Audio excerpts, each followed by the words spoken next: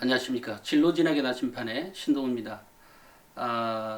어제는 날씨가 좀, 낮에는 11도? 12도까지 올라가서 날씨가 좀 푹한 느낌이 좀 들었습니다. 어제 그젠가요? 한 학부모님이 그, 저 상위권, 뭐 1.5등급인데 대학 어디 갈 수 있냐는 학생부 교과로 학생부 종합은 전혀라기보다는 준비를 잘 못해서 학생부 교과로 갈 때 1.5등급이면 어느 대학 갈 거냐라고 댓글을 달아 놓으셨더라고요. 그래서 제가 어제에 이어서 오늘도 학생부 교과에 대한 얘기를 상위권 대학을 중심으로 하지만 이제 이런 상황은 그 밑에 대학으로 가도 역시 이제 같은 현상이 똑같이 반복이 되니까 라고 하는 면에서 참고하시기 바랍니다. 일단 이제 올해 2022학년도부터는 학생부 교과 전형이 10%로 거의 이제 세팅이 되어 있는 거죠. 그래서 서울대를 제외한 나머지 대학들은 다 이제 예전에는 뽑지 않았던 대학들까지 학생부 교과로는 선발하지 않았던 대학들까지 올해는 미니멈 10% 정확히 따지면 뭐 9.8% 9.9%뭐 이렇게 되는데 그렇지만 이제 그 지역으로 가면 또 다르죠.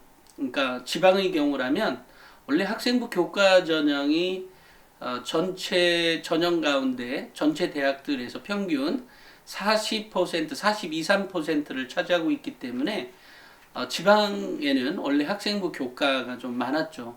하지만 이제 서울권에 그 학생부 종합으로 선발했던 것들이 너무 지나치게 이제 그 종합 쪽에 있다 보니까 이거 조금 불공평하다라고 하는 것도 있었고 또 사실은 이게 아주 웃기게도 학생부 종합 전형에 대한 오해 때문에 이렇게 이제 학생부 교과가 나온 영향도 좀 있습니다. 결과적으로 뭐 향방은 같습니다. 무슨 얘기냐면 학생부 교과로 10%를 선발하고 학생부 종합에서 한 7, 8%가 빠지고 논술에서도 뭐 어느 정도 빠지고 대신 그 인원들이 저 수능 정시 40%로 갔죠. 그러니까 이러다 보니까 이렇게 되면 사실은 일반고 학부모들이 그 전에는 학생부 종합전형에서 자사고, 특목고 이런 거에 비해서 우리가 좀 뒤처지는 것 아니냐라고 그래서 이제 불만들이 많이 있었죠. 사실은 이것은 뭐 한 4, 5년 전 얘기인 거고 실제 일반고가 유리했었어요. 학생부 종합전형에서. 그런데도 학부모들의 많은 불만 또는 학부모들만의 불만이 아니라 대학을 이미 이제 대학에 들어간 학부모들까지도 그래 맞아 자사고 특목고가 너무 이익이야 뭐 이렇게 얘기가 나오는 뭐 제 생각입니다만 그런 것 때문에 결국은 학생부 종합전형이 줄어들게 된 거죠. 대신에 이제 학생부 교과로 이제 넘어온 게 된 거고 궁극적으로는 학생부 교과가 10%가 됐다는 말은 결국은 일반고 학생들의 전형으로 이제 완전히 세팅이 되었다라고 하는 겁니다. 하지만 이제 문제는 수능 최저가 있는 대학의 경우라면 수능 최저를 맞추지 못하는 경우도 많을 테니까 결과적으로는 저쪽으로 그러니까 그 수능 정시로 선발되는 경우도 좀 있지 않을까 싶습니다. 일단 2022학년도 대입에서 상위권 15개 대학이라고 하면 서울대학교부터 홍익대라고 있죠. 학교장 추천 전형을 그러니까 예전에 이제 학생부 종합전형에서 예를 들어 경희대나 건국대처럼 학생부 종합전형으로 선발했던 학교장 추천 전형이 학생부 교과로 넘어간 그런 거하고 효과가 같습니다. 그래서 건국대, 경희대, 동국대, 서강대, 성균관대, 연세대는 학생부 교과로 선발하지 않았었죠. 2021학년도에는. 그렇지만 2022학년도 올해는 학생부 교과 전형이 신설돼서 선발을 한다는 얘기고요. 그 다음에 이제 그 이렇게 되다 보니까 결과적으로 제가 이제 상위권 15개 대학을 잘 정리해 놓은 게 있어서 제가 책을 가져왔습니다. 제가 1, 2, 3등급을 위한 대입 필수 노하우죠. 이 책에 있는 내용들 중에 먼저 이 학부모들이 먼저 그 교과 전형을 선택할 때 가장 중요한 건 이제 내신 등급이 어느 정도냐에 따른 거죠. 그런데 이제 홍익대가 보통 전체로 보면 모든 학과가 다 똑같은 건 아니지만 2등급 때 초반대로 넘어가는 뭐 두세 개의 학과가 있고 나머지는 거의 1.789등급, 1.89등급, 물론 7도 있습니다만 1.789등급에서 또 2.0, 2.12, 2.3까지도 있거든요.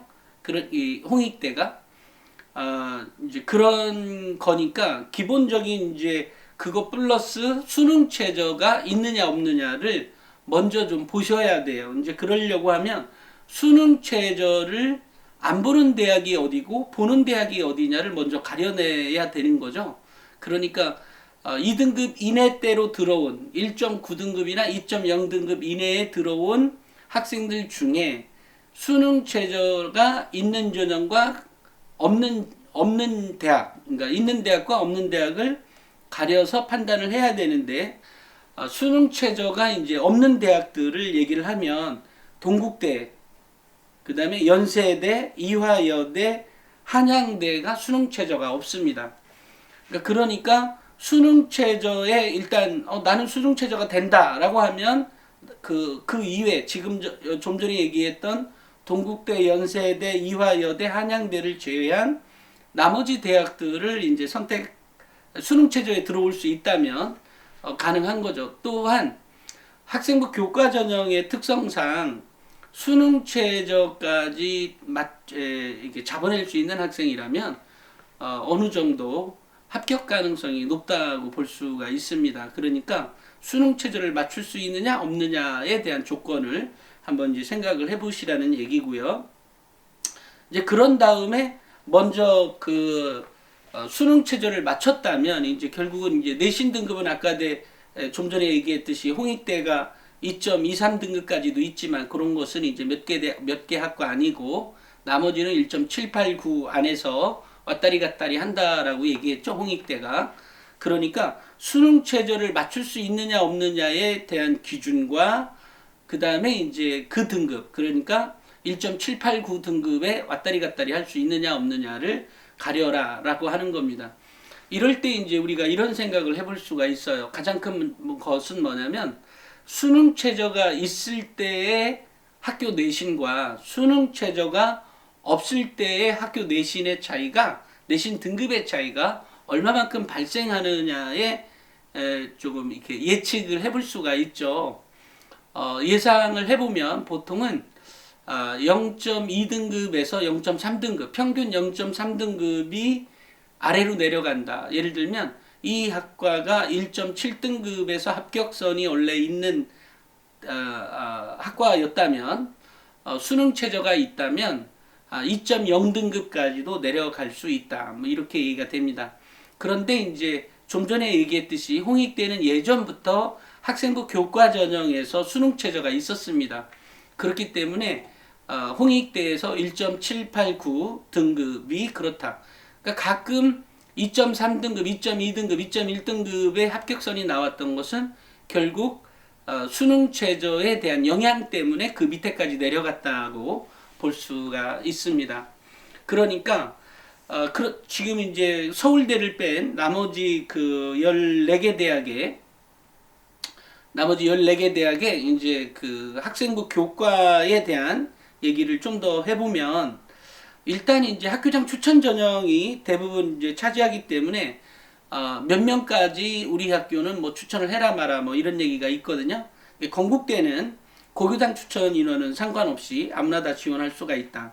그것을 이제 지역 균형 전형이라고 부르고 경희대는 인문계열 2명, 자연계열 3명, 예체능 1명으로 한정한다.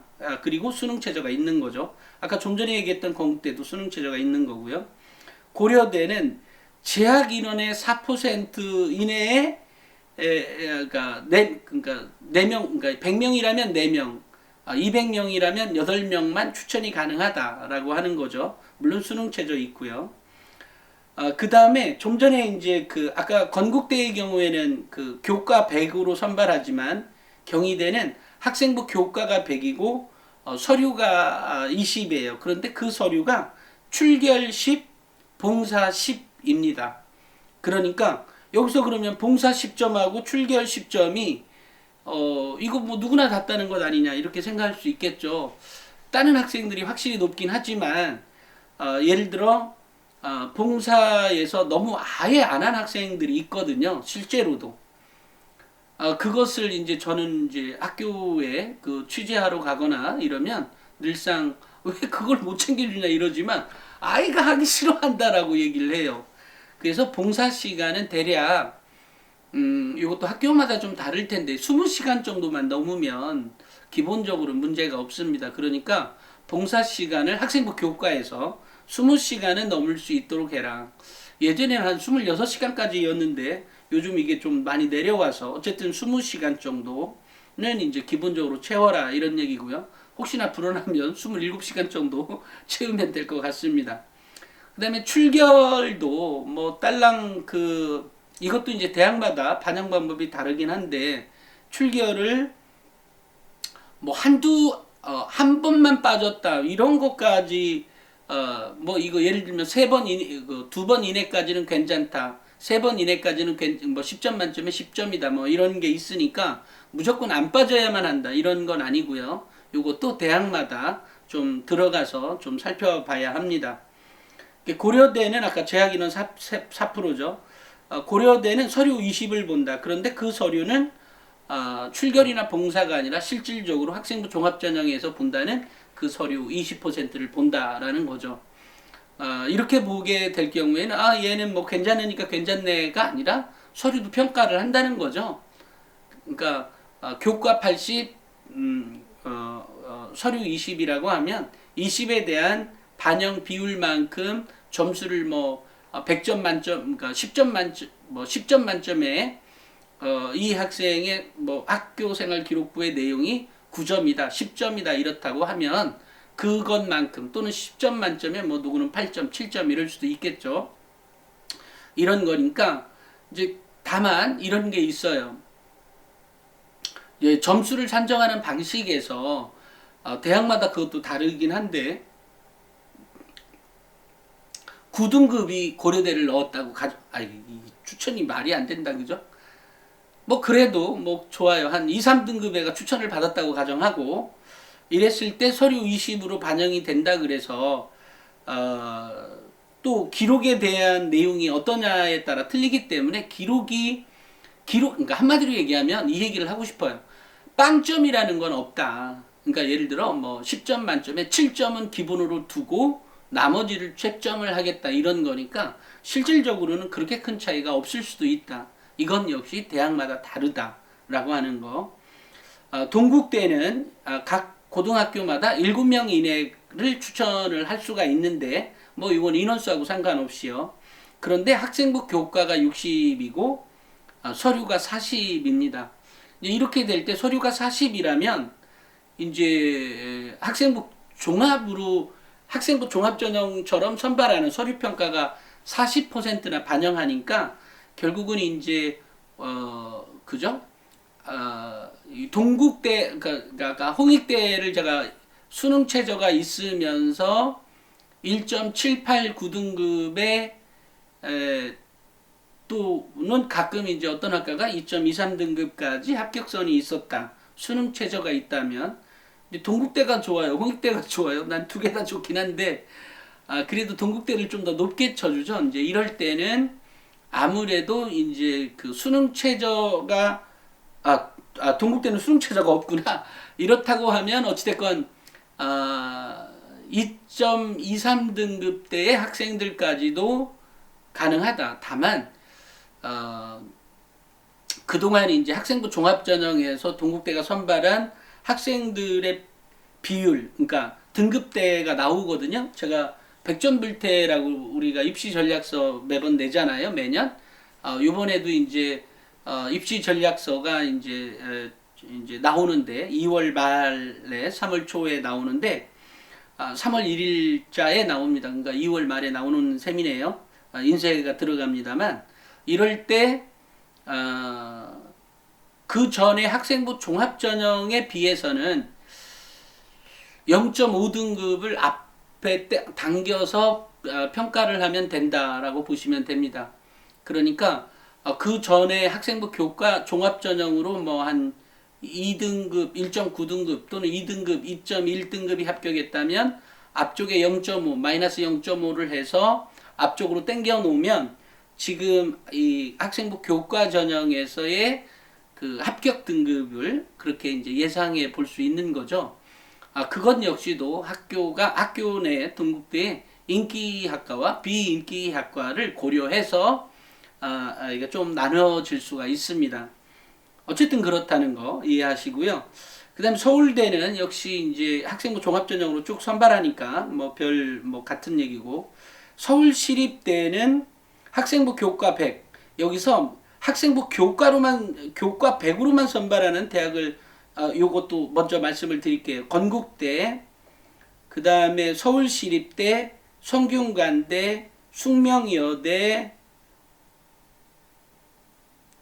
한양대, 홍익대는 교과 100으로만 선발을 한다.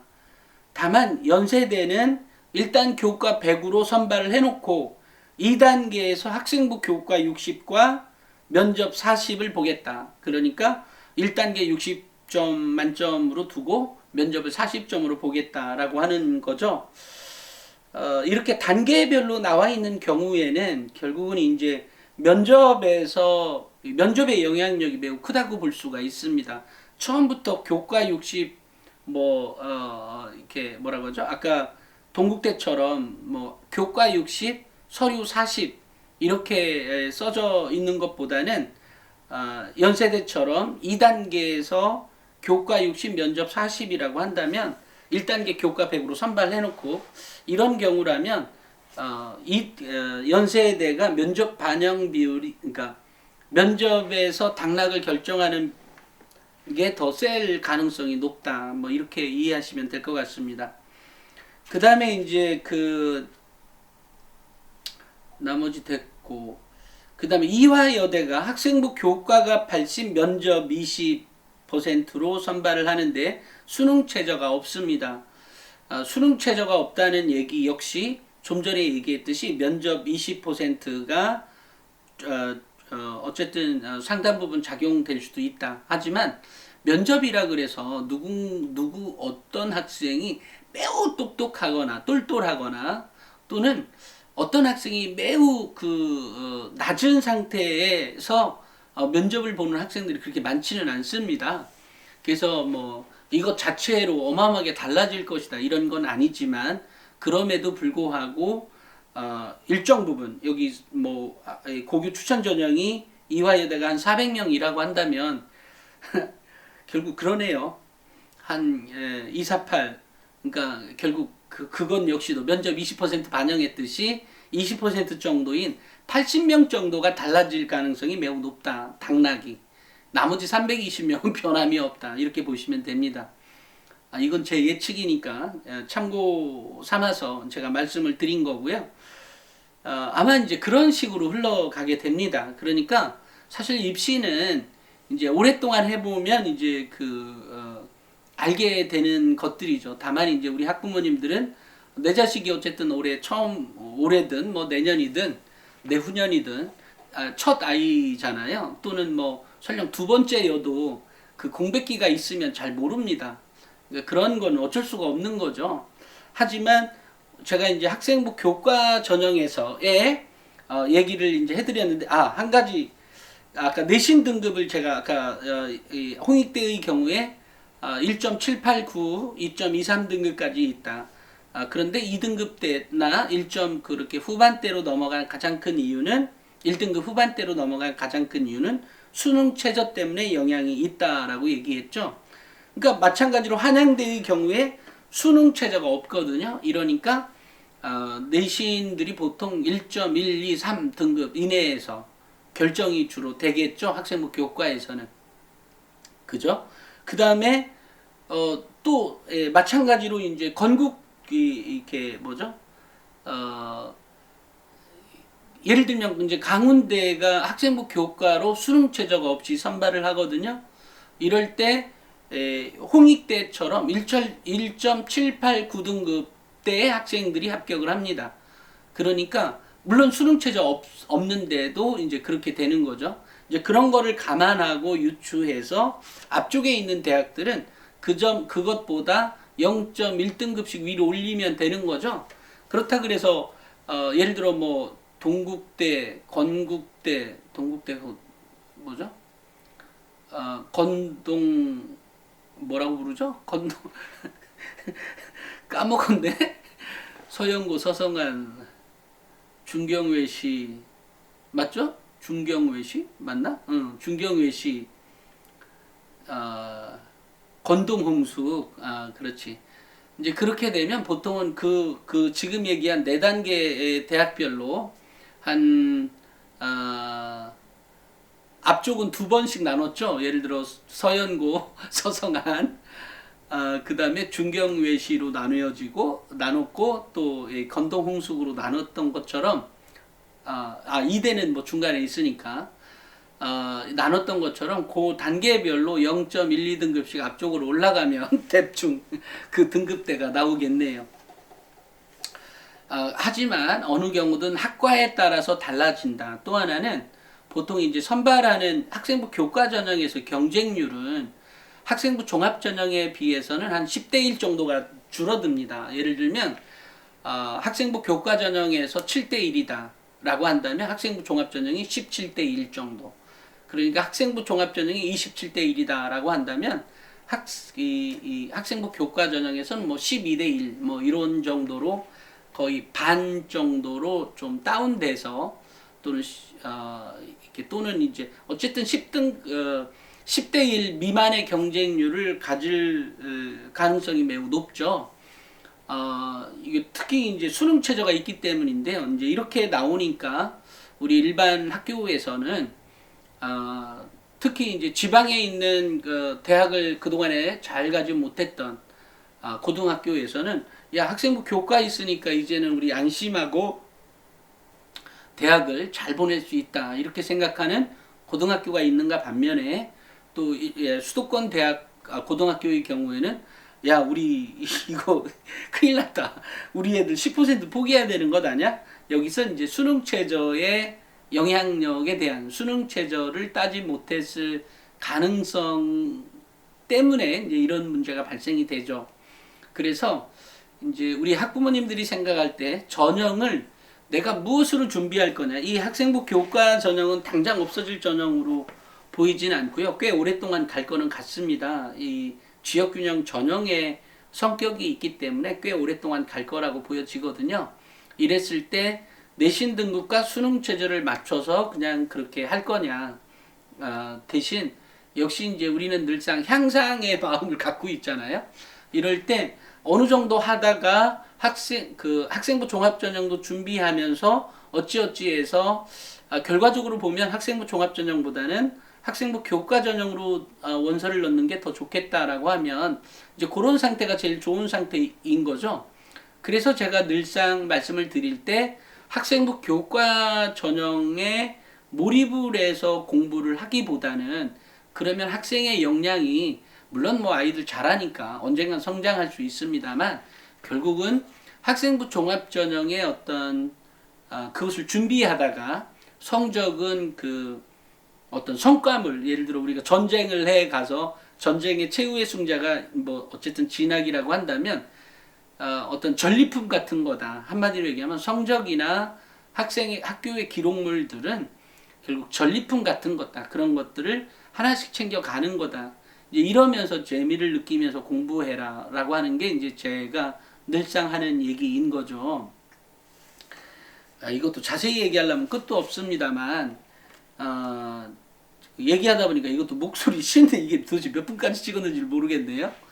어찌됐건 제가 오늘은 상위권 대학의 학생부 교과 전형에 대한 얘기를 좀 더 어제에 이어서 좀 더 해드렸는데요.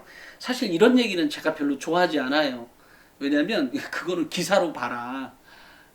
나머지는 제가 재밌는 얘기, 아이들의 교육이 어떻게 하면 달라질 것인지, 또 어떻게 하면 대입 전체 준비를 더 효과적으로 할 것인지, 어떻게 하면 자녀의 성장을 함께 도모할 것인지에 대한 얘기를 할 때 제가 즐겁거든요.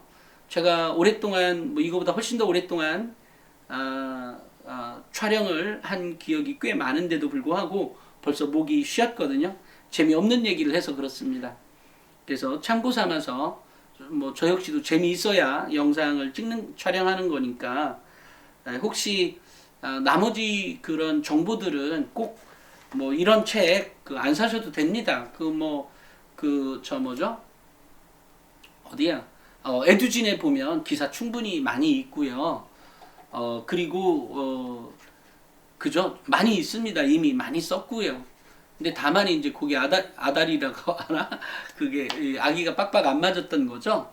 그리고 영 필요하다 싶으면 그때 이 책을 사셔도 무방합니다.